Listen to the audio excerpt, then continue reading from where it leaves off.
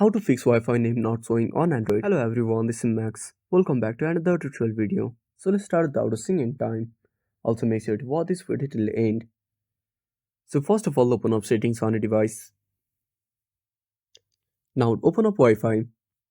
Now turn off the Wi-Fi. Again turn on the Wi-Fi. If it's still not showing, simply go back. Now scroll down the notification panel or simply enable the toggle for airplane mode. Again turn it off and restart the device. If it's still not appearing on the device, simply scroll down. Now tap on System and Update. Now go to Software Update and make sure to update to the latest version. After updating, tap on Backup and Reset. Now tap on Reset Phone. Now go to Reset All Settings. Now enter your phone screen password and reset all the network settings and restart your device. I hope this should fix your issue. So that's it. Thanks for watching. Make sure to subscribe our channel and hit the bell icon.